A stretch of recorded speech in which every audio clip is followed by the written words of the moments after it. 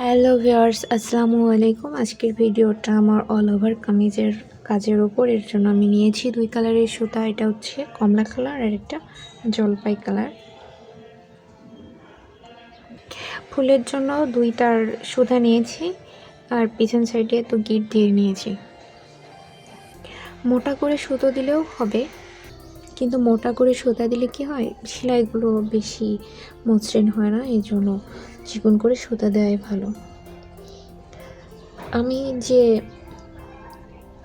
আমি এই ফুটটা এখান থেকে উঠাবো, মাঝ বরাবর এখান থেকে উঠাবো না। কিন্তু অন্য সেলাইগুলোতে দেখা যায় যে এখান থেকে এখানে তুলে, কিন্তু এটা তা না, এখান থেকে এখানে।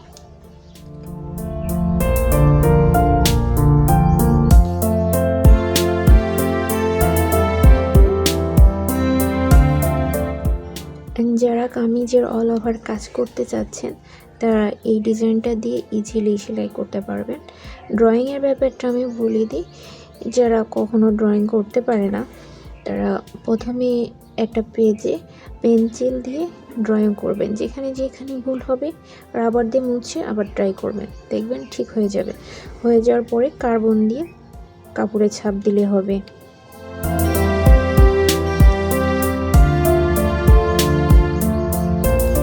আরেকটি জিনিস মাথায় খেয়াল রাখবেন, সেটা হচ্ছে কখনোই সাধারণ আমরা যে কলম দিয়ে লিখি সেই কলম দিয়ে কাপড়ের ড্রয়িং করবেন না।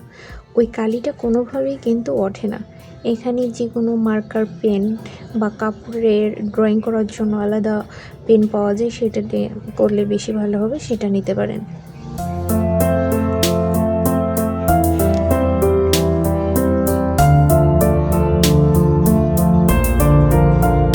এখান থেকে ছেড়ে তুলব।